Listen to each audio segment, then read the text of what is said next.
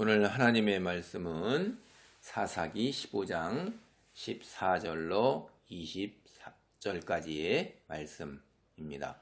그래서 오늘 살펴볼 내용은 15장 전체의 내용을 살펴보도록 하겠습니다. 삼손이 블레셋 여인을 보고 한눈에 반해가지고 부모를 졸라서 결혼식을 올렸어요. 결혼식을 올리면 고대 근동의 결혼 풍습이 신부 집에 가서 일주일 동안 이제 신부 측 풍습대로 결혼잔치를 하는 거예요. 거기에 참석을 하고 있는 거예요. 그런데 이제 신부 배반으로 내기에서 졌어요. 그러니까 삼손이 굉장히 화를 내가지고 그 결혼잔치 자리를 갖다가 뛰쳐나와가지고 집으로 돌아가 버렸어요. 그게 이제 14장에서 있었던 이야기들입니다. 그리고 나서 이제 얼마간의 세월이 흘렀어요.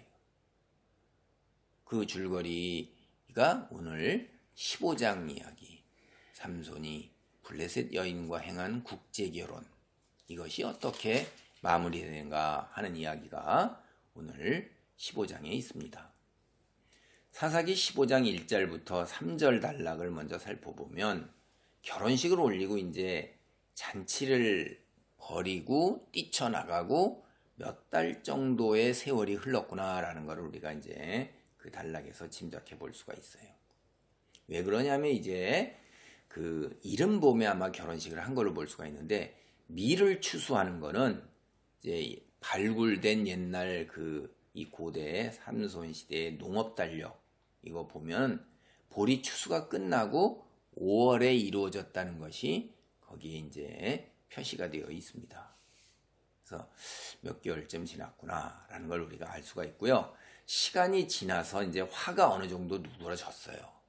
그러니까 이제 아내를 달래기 위해서 이제 새끼 염소 한 마리를 가지고 갑니다. 이게 이제 이런 것이 사람의 삶에서 바뀌는 것은 크게 없고, 우리가 살아가는데 주변의 당대의 뭐라고 그럴까?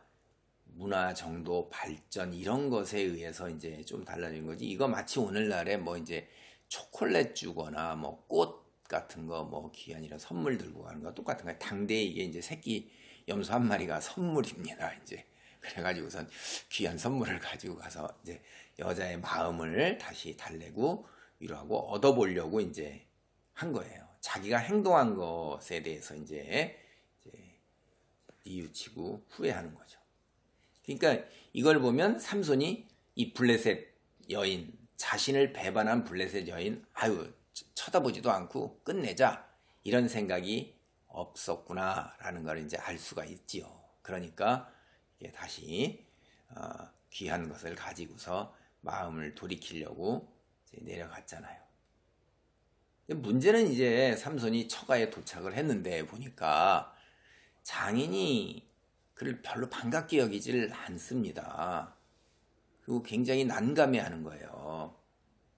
왜냐하면 그렇게 불같이 화를 내고 뛰쳐나가서 삼손이 다시 찾아올 거다 이렇게 생각하기가 어려웠던 거예요. 그래서 딸을 갖다가 그 잔치 차리에 삼손이 너무나도 위협적이라서 견제하려고 이제 블레셋 사람들 한 30여 명을 갖다 세웠었잖아요. 잔치 자리에다 불러가지고 초청해서 그 중에 한 남자에게 시집을 보낸 거란 말이에요. 그냥 주워버렸어요, 딸을. 이걸 보면 삼손의 부모가 블레셋 여인에게 호감이 없었어요. 그리고 할례받지 못한 자인데 어찌 그러냐고 타일르고 꾸짖어도 삼손이 말을 듣지 않았죠. 삼손의 장인도 이스라엘 사람인 삼손 그렇게 탐탁하게 여기지 않았던 거예요. 이게 양가 부모들이 다 탐탁지 않은 결혼을 결국 이제 이렇게 된 겁니다. 입장이 굉장히 난처하게 됐잖아요. 장인이 이거 어떡하냐. 근데 장인이 현실적인 제안을 하는 거예요. 삼손 보고 동생이 언니보다 더 예쁘니까 동생을 아내로 새로 맞으라고 이제 제안을 하는 겁니다. 이게 가장 현실적이고 합리적인 제안인 거예요. 당대 풍습상 또 그런 거 보고 이렇게 했을 때 성경에 이런 일이 이제 종종 나오죠. 우리가 금방 여러분 제가 얘기 안 해도 알 겁니다. 일이 이렇게 틀어진데 이제 삼손도 사실 책임이 있잖아요. 그렇기 때문에 이게 순전히 이 처가 쪽, 장인 쪽에다가 책임을 다 뒤집어 씌우기는 무리라 이 말이에요. 근데 이 삼손이 어떤 사람입니까? 우리가 지금까지 살펴본 것만 봐도 삼손은 평소에 자신의 눈에 보기 좋은 대로 행하는 고집센 사람이에요. 다른 사람의 조언을 구하지도 않아요. 말도 듣지 않아요. 부모의 말도 안 들어요. 그냥 막무가내란 말이에요. 그리고 행동이 앞서는 사람이에요. 성격이 아주 불같아요. 그러니까 자기 중심적으로 고집이 세면서 행동이 앞서는 불같은 성격을 지닌 사람이라는 거예요. 이게 장인의 제안을 그냥 단 한마디로 딱 거절해버리죠. 그리고 이번만큼은 내가 당당하게 블레셋 사람에게 막대한 해를 끼칠 거다. 이렇게 이제 장인이 나한테 이렇게까지 했으니까 블레셋 사람 내가 가만두지 않겠다. 이렇게 선언을 해버리는 거예요. 이어지는 이제 사사기 15장 4절로 6절 달라. 이건 블레셋 사람이 삼손의 아내 가족을 모두 불에 태워 죽이는 이야기가 등장하고 있어요. 삼손은 이 단락의 이야기를 보면 혼인잔치를 하면서 자신을 배신한 아내에게 풀같이 화를 냈던 것처럼 장인과 블레셋 사람들을 향해서 이제 진노를 했습니다. 그래가지고선 들러 나가가지고 여우를 300마리를 잡았어요. 그리고 2마리씩 꼬리를 묶었어요. 묶은 꼬리에다 횃불을 하나씩 매달고 불을 붙여서 블레셋 사람들의 밭과 과수원으로 몰았습니다. 근데 그때가 이제 밀을 추수하던 시기라서 추수해서 곡식단을 쌓아놓기도 하고 미처 추수하지 못한 밀이 익은 밀이 달려있는 그 밀이 밭에 가득 차 있는 거란 말이에요. 그리고 포도원에 포도나무도 있고 올리브나무도 있단 말이에요. 감람나무라고 하는 게 올리브나무입니다. 이게 150개의 횃불이 다 돌아다니면서 온갖 불을 다 붙인 거죠. 여우가 얼마나 뛰어다녔겠어요. 150팀을 한번 생각해 보세요. 이게 모두 다 불살라버린 거예요. 근데 이제 이 이야기를 보면 여러분이 금방 우리가 경험과 상식으로 한번 생각해 보세요. 이게 그렇게 쉽게 가능한 일일까? 여러분 고양이 한 마리 잡기 그렇게 쉽습니까? 개 한 마리 잡기가 그렇게 쉬워요? 제가 이렇게 보면 그 키우던 소 한 마리가 나온 적이 있는데 그걸 잡지 못해가지고서 119를 부르고 동네 사람들 10여 명이 몰려가지고 아우 그놈의 소 한 마리 잡는데 그렇게 힘들어. 뭐 굉장히 오래 걸렸는데 저는 잡는 걸 못 봤습니다. 얘가 나중에 잡았겠죠. 상식적으로 이게 300마리나 되는 여우를 잡아가지고서 그것도 꼬리를 묶어 그리고 횃불까지 붙여서 그걸 내보내.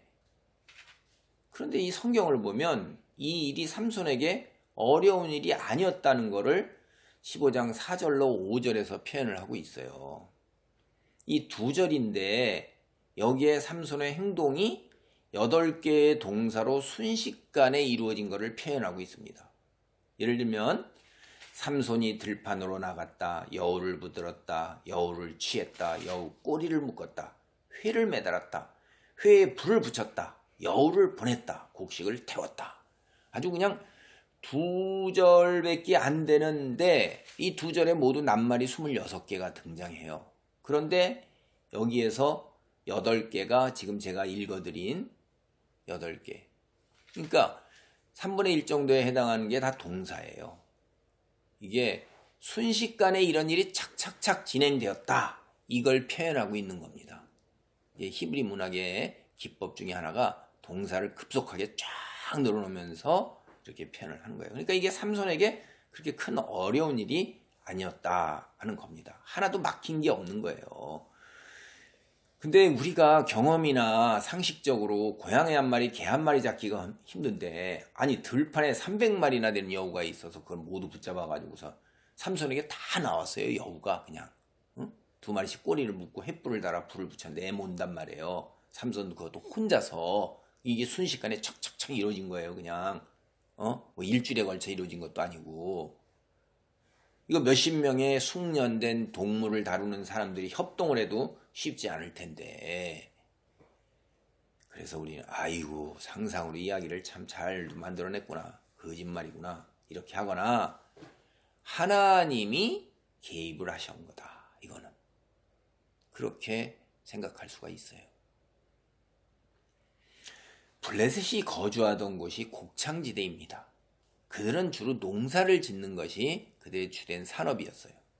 그래서 그들이 숭배한 아주 중요한 신이 바로 곡식의 신 다곤이에요. 다곤. 삼손이 추수 중인 곡식밭 과수원을 불태워버렸다. 여러분 이거 농업이 주된 상업인데에서 생명줄을 끊어버리는 것 같은 위협이에요. 먹을 게 다 없어지는 겁니다.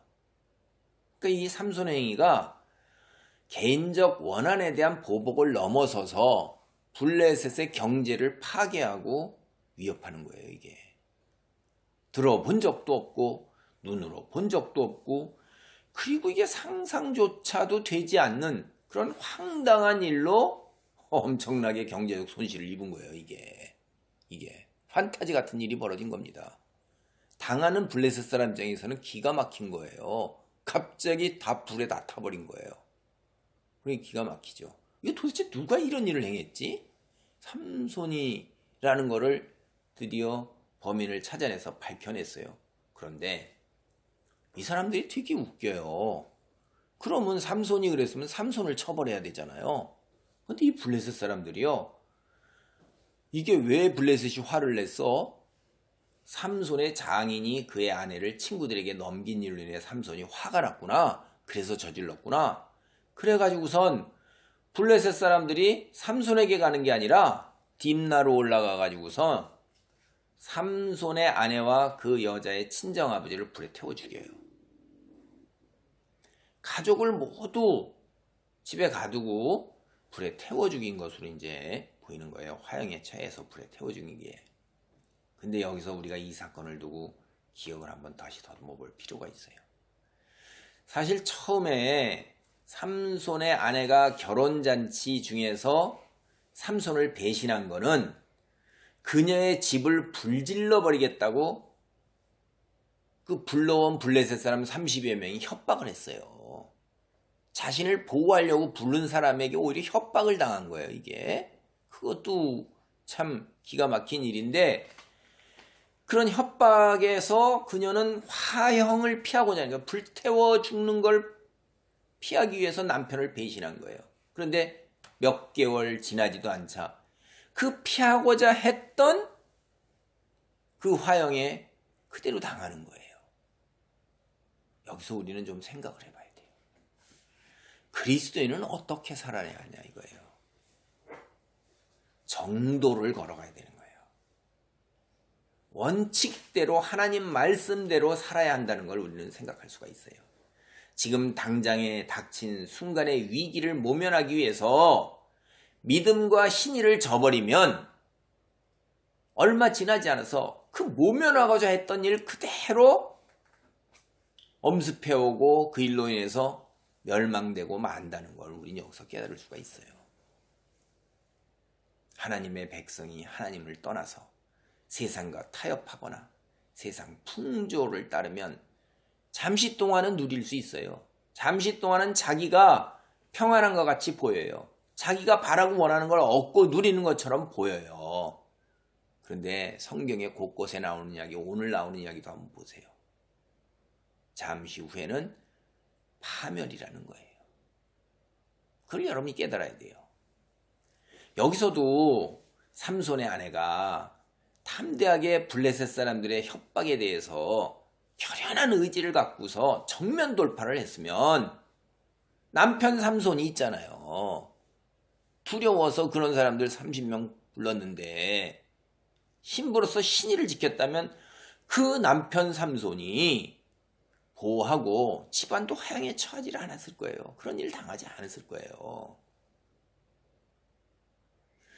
오늘 이제 삼손이 블레셋 사람의 곡식밭하고 과손을 불태운 일, 이걸 이제 비유적으로 우리가 생각해 보면 이게 벌집을 쑤신 일하고 똑같은 거예요. 그런데 이상하리만큼 벌집의 벌들이 난리를 피지 않고 조용한 거예요. 오히려 벌집에 있는 벌들이 삼손으로 하여금 이렇게 행하도록 만든 그 벌을 찾아내서, 자기네 집안에 있는 벌을 찾아내서 자기들 스스로 죽여버리는 거예요. 앞서도 제가 한번 말씀드렸지만 블레셋 사람들은 이 행동이 이 정상적이고 바른 행동이 아니죠. 자신들에게 엄청난 경제적 손실을 직접 가한 삼손을 처벌해야 하는 것이 마땅한 거예요. 그런데 삼손을 그렇게 행동하도록 만든 자신의 동족 블레셋 사람들을 가족의 불에 태워 죽이는 거예요. 그리고 사건을 마무리하고자 하는 거예요. 이거 왜 그랬을까요? 직접 삼손을 대항하는데 상당히 버거웠고 힘들었고, 그거보다는 이 정도 선에서 끝내자 하고 분풀이 하려고 그 분풀이를 자기 동족에게 이제 하고 마는 거죠. 우리가 이 문맥상에서 보면 삼손이 어떠한 능력을 지니는지를 블레셋 사람들이 이제 알고 있는 거예요. 금방 이 결혼잔치 14장에 나올 때 어떻게 했죠?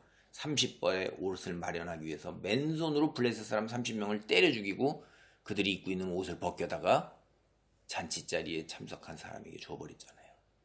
그러니까 이런 삼손보다 힘없는 자신의 동족 처단하는 걸로 분풀이하고 보복하고 자기 스스로 안위를 삼는 거예요. 인간이 이런 존재입니다. 이게 약자에게는 한없이 강하고 강자에게는, 버거운 자에게는 한없이 비굴한 거예요. 여기서도 세상이 어떻다는 걸 우리는 다시 한번 생각해 볼 수가 있어요.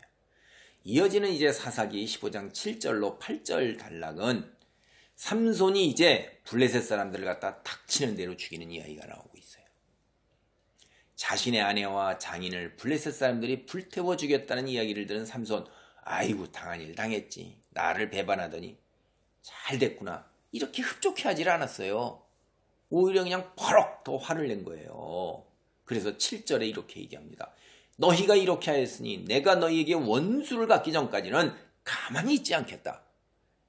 그냥 화가 머리끝까지 치밀어 올라가지고선 이야기를 하는 거죠.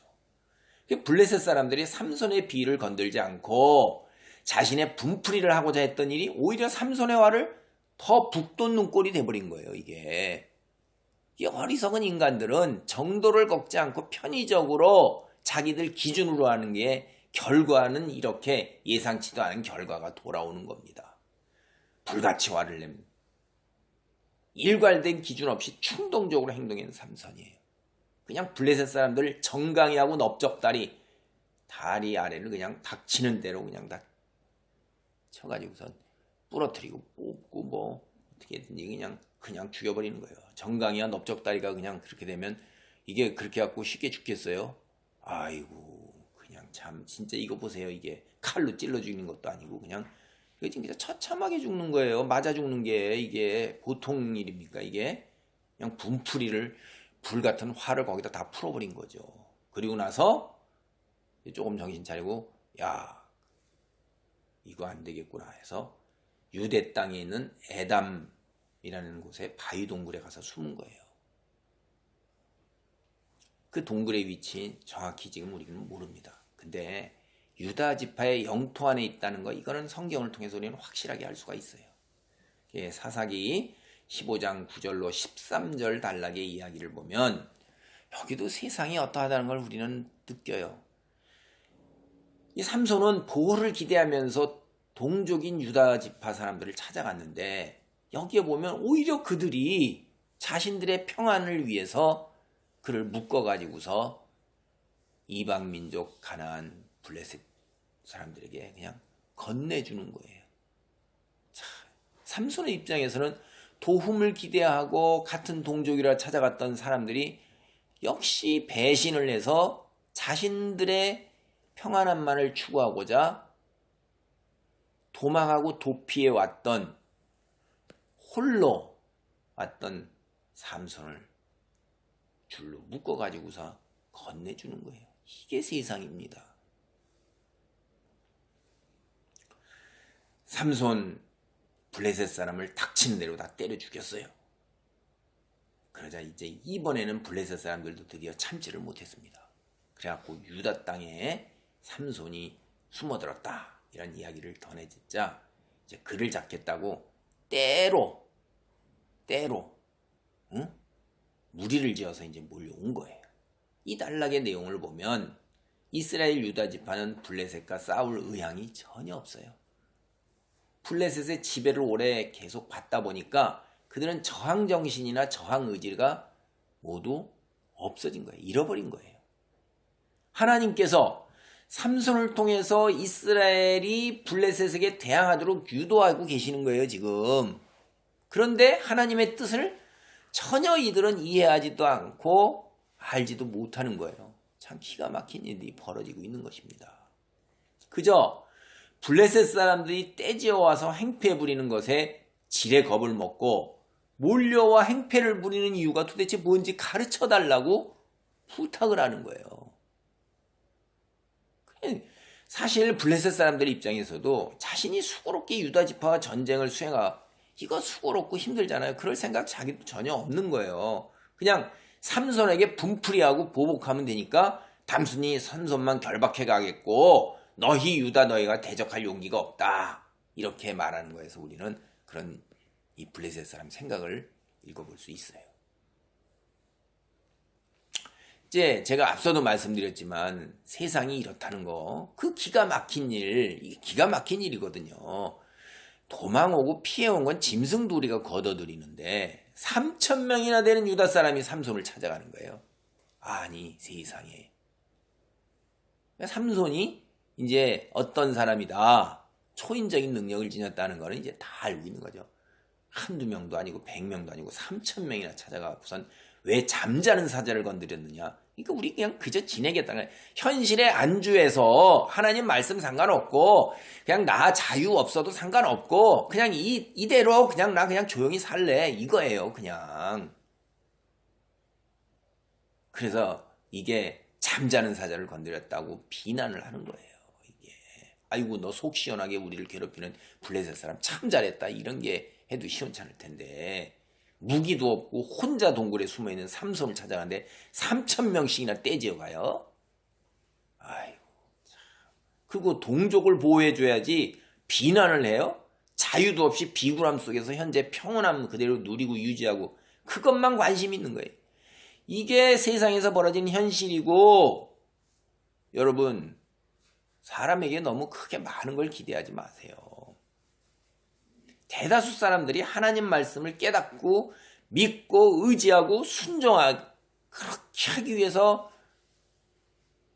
지금의 것, 현재 누리는 것, 당장 누리는 것, 현실에 안주해서 누리는 것 이것을 버릴 용기 그렇게 잊지 못합니다.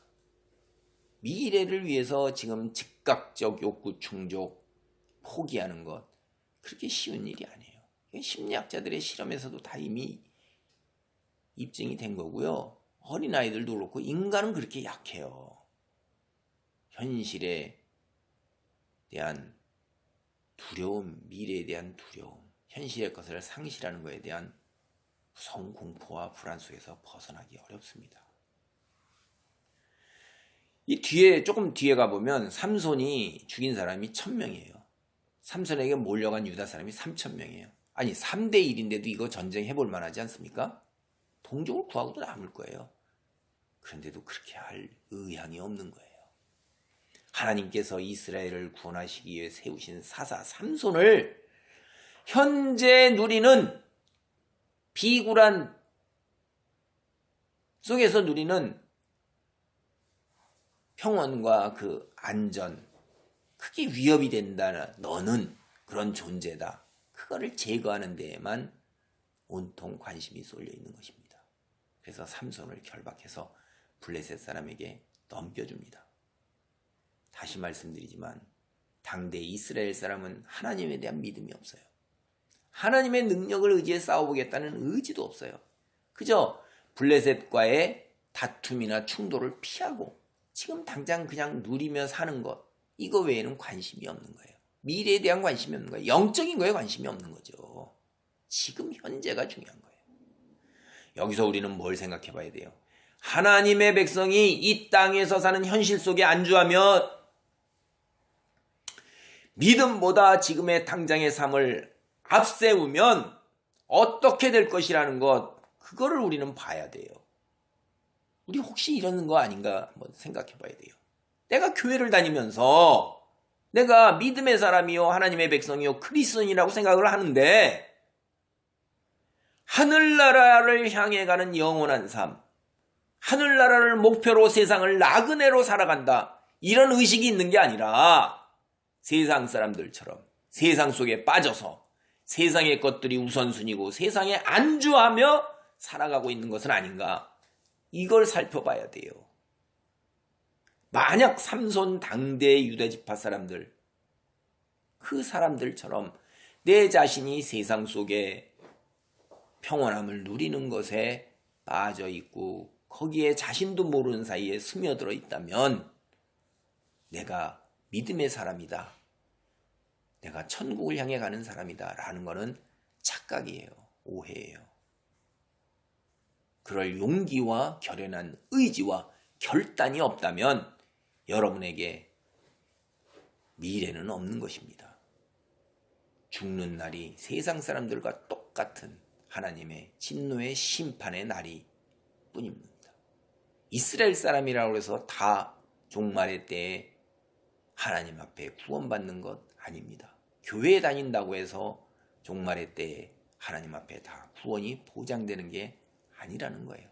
남은 자만이 진실로 하나님 앞에 설 때에 믿음을 지니고 세상보다 지금 즉각적 세상에 안주하는 것보다도 하나님 말씀을 기준으로 거룩한 자의 삶의 처소에 있기, 세상의 것들을 내려놓을 수 있는 결연한 의지의 삶의 모습을 보이는 사람들만이 남은 자인 것입니다. 자신을 찾아온 유다 사람들을 향해 외치는 삼손의 변명, 참 안타까워요. 참 보기에 애처롭습니다. 15장 11절에 나온 그 말이 참 애처로워요. 제가 애처롭다는 것은 상황도 애처로울 뿐만 아니라 삼손의 생각을 보면 볼수록 안타깝고 애처롭다 이 말이에요. 유다 사람들이 잠자는 사자의 털을 왜 건드렸냐는 이렇게 비난을 하면 삼손은 뭐 해야 돼요? 사사예요. 하나님께서 나시린으로 세웠어요. 그럼 하나님의 사람이면 하나님의 말씀을 근거로 해서 블레셋 사람을 죽인 것에 대해서 이야기를 해야 되는 거예요. 해명을 해야 되는 거예요. 그런데 블레셋 사람들이 행한 대로 보복해 준 거다, 이렇게 한 거예요. 이런 변명, 기가 막힌 거죠. 이게 뭐냐? 삼손은 자신도 모르는 사이에 블레셋 사람들의 윤리와 가치관을 기준으로 말하고 행동하고 있는 거예요. 나를 건들면 다 죽여. 너희는 죽는 거야. 행한 대로 다 보복할 거야. 여러분, 그리스도인인 세상 속에 살아갑니다. 우리라고 뚝 떨어져서 그리스도인이 되면 세상과 상관없이 천국 공동체에서, 거기서 천국에서, 죄악에서 차단되어 살아가는 게 아니에요. 우리 여전히 그리스도인이지만은 이 땅의 집에는 공중권세 잡은 자들이 권세를 휘두르고 있어요. 예수 그리스도께서 다시 오시기까지. 우리는 그 속에서 한 자루의 촛불을 켜고 살아가야 되는 거예요. 거센 바람 속에서도. 믿음의 공동체 교회를 이루며 또 가정 공동체, 신앙의 공동체를 이루며 살아가고 있지만 학교도 그렇고 매스미디어도 그렇고 우리가 운동 만나고 둘러보고 이야기하는 사람들의 대부분이 세상 사람이에요. 세상의 풍조와 윤리와 가치관의 영향을 받지 않을 수가 없는 거예요. 그런데 그러한 영향을 받는 것과 그것을 앞세워 기준으로 삼고 말하고 행동하는 것과는 차이가 있는 거예요. 세상 사람들은 그렇게 해요. 그러나 하나님의 사람들은 어떻게 해야 돼요? 그러한 영향 속에서도 하나님 말씀을 근거로 세상의 것들을 끊어내고 그 영향을 떨고 내려고 애를 써야 되는 거예요. 그렇지 않을 경우에 먼지같이 쌓인 것들이 시간이 흘러가면서 내 곁을 다, 내 겉을 다 덮어버리고 내 속에까지 침투해와서 세상의 풍조와 가치관이 우리들 내면의 깊숙한 곳에 들어와서 자리를 잡고 있게 되는 거예요. 그런데도 그걸 깨닫지도 못하고 알지도 못하는 거예요. 그렇게 죽어가는 것입니다. 그래서 우리가 늘 끊임없이 그런 것들을 씻어내기 위해서 하나님 말씀을 가까이 하면서 기도하고 찬송드리고 예배하는 거예요. 그리고 우리가 기도 속에서 나를 살피면서 회개 기도를 끊임없이 해가면서 오늘보다는 내일, 내일보다는 모레가 더 나아가는 것입니다. 인생 하나님 앞에 이르는 긴 과정 100여 년 세월 속에서 계속해서 보이지 않지만은 실패와 좌절이 연속이지만은 그것이 1년, 2년, 10여 년 세월이 흘렀을 때는 한 걸음 두 걸음씩 더 진보되어 있어서 처음에 예수 믿기 시작했을 때보다는 믿음이 자라났고 세상의 것들 내려놓은 정도 부분이 조금 더 한 뼘이라도 더 넓어진 것입니다. 그렇게 변화되고 그렇게 힘들게 나아가는 삶을 살기 위해서 우리는 부단히 노력을 해야 되는 거예요. 그럴 때 하나님이 개입을 하시고 우리를 도우시고 그것이 우리에게 주어진 소명인 것입니다. 사사기 15장 14절로 17절 말씀입니다. 삼손이 레이의 이름에 블레셋 사람들이 그에게 마주 나가며 소리 지를 때 여호와의 영이 삼손에게 갑자기 임하시매 그의 팔 위의 밧줄이 불탄 삼과 같이 그의 결박되었던 손에서 떨어진지라. 삼손이 나귀의 새 턱뼈를 보고 손을 내밀어 집어들고 그것으로 1000명을 죽이고 이르되 나귀의 턱뼈로 한 더미 두 더미를 쌓았으며 나귀의 턱뼈로 내가 1000명을 죽였도다 하니라. 그가 말을 마치고 턱뼈를 자기 손에서 내던지고 그것을 라맛 레히라 이름하였더라. 삼손이 유다 지파 사람들한테 끌려가지 않으려고 저항하고 거기가 충돌하면 많은 동족 희생자가 나오는 거예요. 그래서 삼손은 순순히 유다 지파 사람에게 묶이고 저항하지 않는 거예요. 유다 사람들이 밧줄에 묶인 삼손을 끌고 이제 레히에 이르렀습니다. 블레셋 사람들이 레히에 왔잖아요. 그 사람들이 막 소리를 치면서 삼손에게 다가온 거예요. 생각을 한번 해보셔요. 삼손이나 한해 농사 망친 것뿐만 아니라 여러분 포도나무나 올리브나무는 최소한도 몇 년 이상을 키워야 되잖아요. 이 새로 묘목부터 심어가지고 이제 다시 해야 되는데 불타주고 이거 농사 망쳤는데 얼마나 참 마음이 낙담되겠어요. 그런데 이제 분풀이를 할 대상이 왔잖아요. 흥분되고 격앙될 수밖에 없어요. 그러니까 그냥 소리를 지르고 난리가 난 거죠. 근데 삼손이 어떤 사람이에요? 하나님이 함께 하시는 사람이에요. 그들이 죽일 수가 없는 거예요. 보세요. 블레셋 사람들을 보는 순간에 삼손의 불같은 성격이 다시 그대로 드러나는 거예요. 이게 갑자기 하나님의 영이 임하시면서 그걸 묶고 있던 밧줄 그거 뭐 그냥 여러분 불에 타서 재만 남아있는 것 그런 것들 그게 무슨 힘이 있겠어요? 그냥 툭 치기만 하면 흉 날아가는 거죠. 그렇다는 거죠. 그냥 그러니까 투두둑 그냥 끊어지는 거예요. 삼손은 다시 자유와 몸이 돼서 무기를 찾는 거예요. 이렇게 둘러보는데 죽은 지 얼마 되는 당나귀가 거기 있으니까 턱뼈를 딱 들고선 그냥 그걸 붙잡고 휘두르는데 죽은 지 얼마 되는 생 턱뼈예요. 말라가지고 바닥바닥하게 말르면 단단하기가 그렇지도 않을 텐데 그렇지도 않은 턱뼈 가지고선 그냥 휘둘러서 맞으면 다 죽는 거예요. 그게 1000명이에요. 이게 가능한 일이에요, 이게? 이거 끔찍한 일입니다. 그냥 이게 우리가 사실적 묘사를 한번 해보세요. 턱뼈로 사람이 1000명이 죽는다는 게 눈 뜨고 못 보는 장면이에요. 이런 거 잔인하기가 말할 수도 없는 거죠. 여기서 우리는 또 안타까운 걸 느낄 수가 있어요. 하나님께 기도하고 하나님 이들을 물리칠 수 있도록 했으면 얼마나 좋았을까. 나시린인데 동물의 주검을 만지면 안 되는데 그러니까 그 의식이 없는 거예요. 이 삼손이 자신이 이스라엘 사람들 부정한 주검 만지면 안 되는데 더 한 걸음 나아가 나시린인데 그냥 성격이 성질이 불같아갖고 그냥 확 하면 이것저것 생각도 안 하고 그냥 행동부터 앞서버리는 란 말이에요, 이게. 그런데도 하나님이 영의 임재하심이 있습니다. 초인적인 능력이에요. 당나귀 턱뼈에 맞아 죽은 사람이 1000명인데 1000명의 시체를 보세요. 15장 16절. 이거 노래입니다. 승전가예요. 삼손이 블레셋 사람을 자기가 1000명을 죽여서 무더기를, 시체 무더기를 이루는 거를 너무 바라보면서 흡족해하는 거예요. 참 이거 어떻게 바라봐야 될지. 그래서 노래를 지어 부르는 거예요. 근데 노래 부르는 것만은 성이 안 차네요.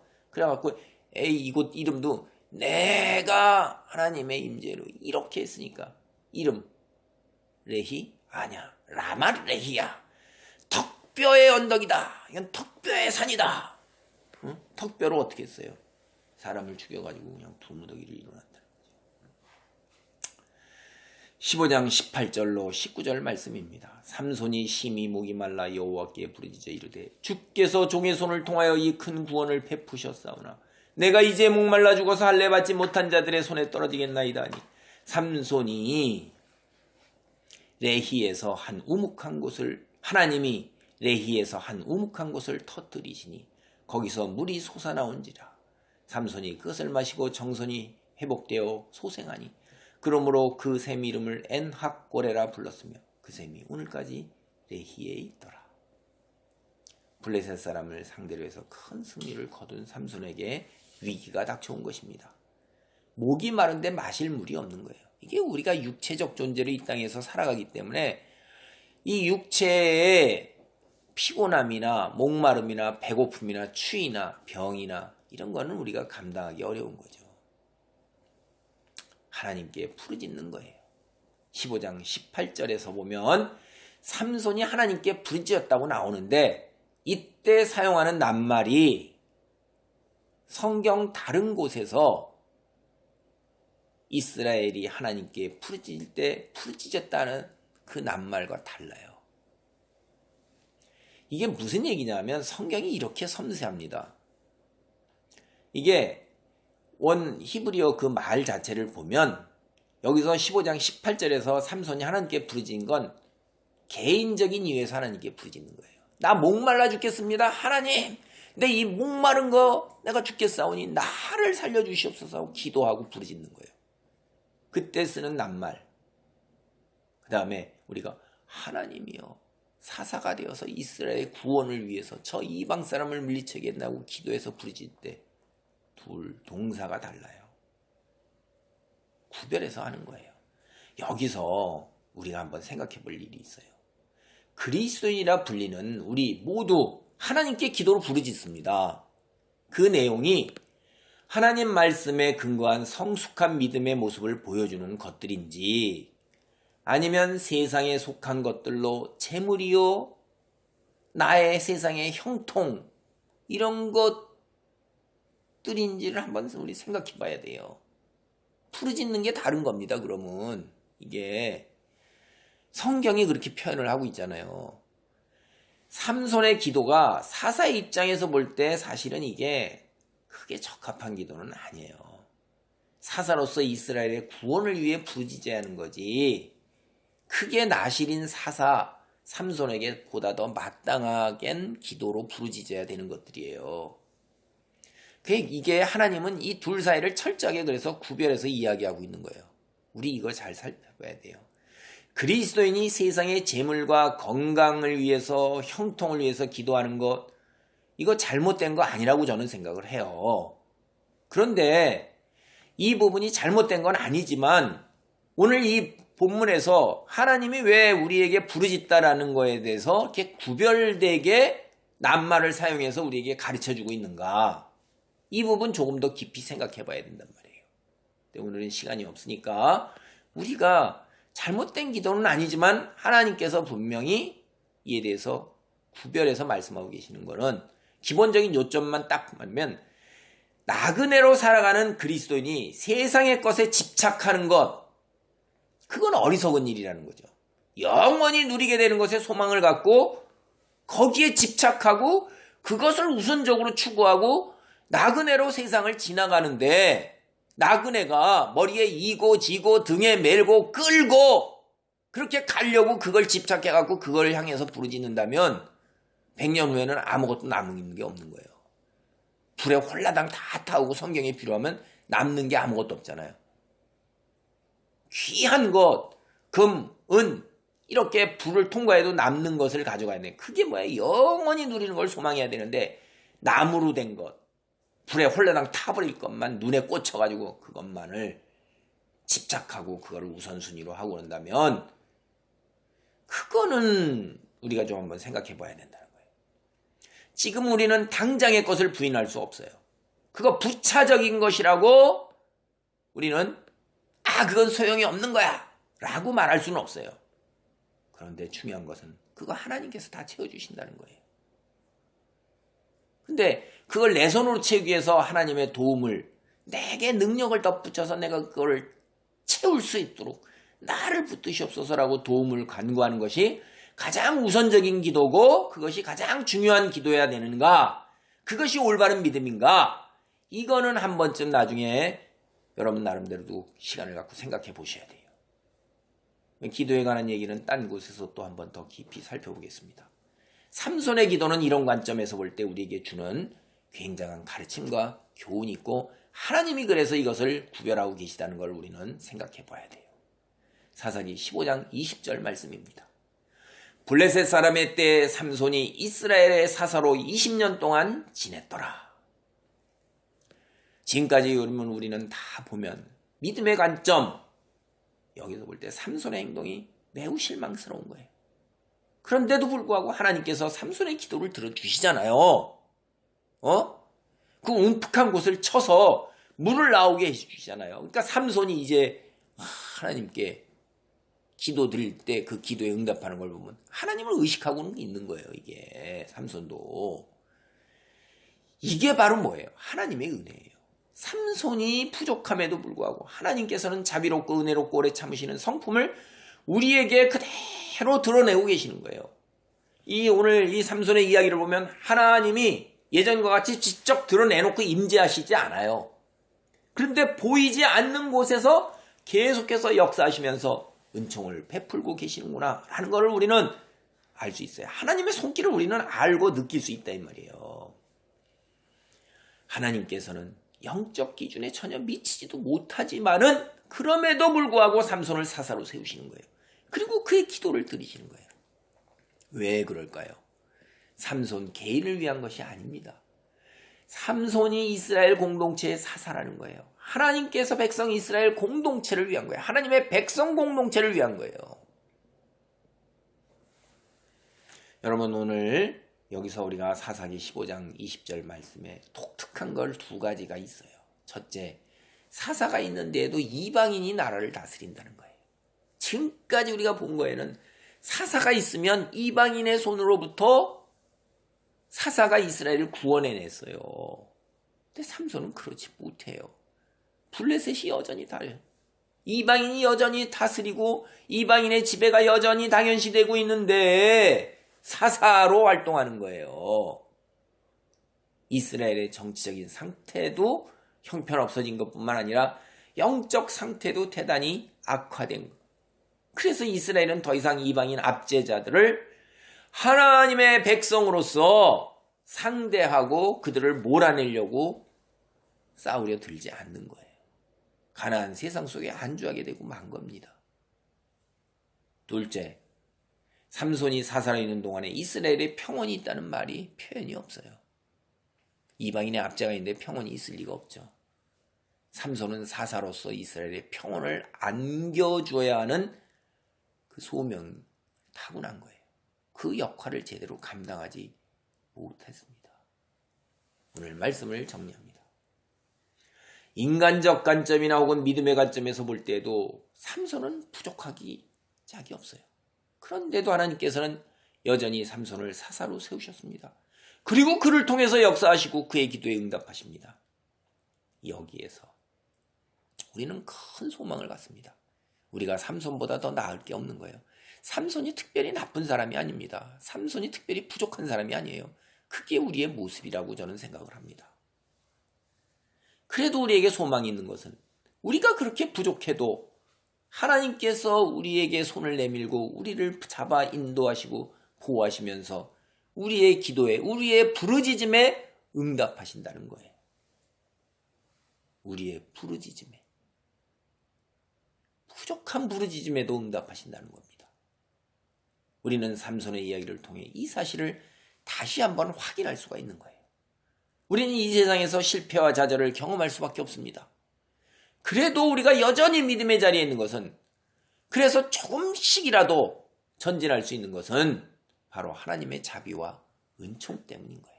하나님의 신실하심으로 인해서 우리가 하늘나라를 향해 밀고 나아갈 수 있는 것입니다. 이 사실을 믿고 평안을 누리시며 승리하시기 바랍니다. 할렐루야. 하나님 감사합니다. 삼손의 부족함에도 불구하고 여전히 주님의 인도와 보호하심이 있고 그의 부르짖음에 하나님께서 응답하심을 봅니다. 우리도 삼손과 다를 바가 없습니다. 우리의 부족함과 못남에도 불구하고 언제나 자비롭고 은혜롭고 노하기를 더디하시며 인자와 진실이 풍성하신 하나님, 일관되게 당신 홀로 언약을 지켜가시는 하나님의 놀라운 자비와 은총으로 우리가 오늘 이 자리에 섰습니다. 우리가 늘 이 사실 속에서 하나님 더 우리 하나님의 놀라운 사랑과 은총을 믿고 의지하며 하나님께 더 나아갈 수 있는, 그리하여 평안을 누리는 가운데 승리로 나아가는 귀한 자리에 있도록 축복하여 주옵소서. 예수님의 이름으로 기도하옵나이다. 아멘.